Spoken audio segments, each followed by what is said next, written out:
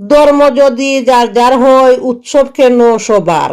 পয়লা বৈশাখ মুসলিমদের নয় বলে রাখছি আবার। শান্তির ধর্মে বাজনা বাজিয়ে উৎসব করা হারাম। মুসলিম জাতি বুঝো না কেন, হারামে নাই আরাম।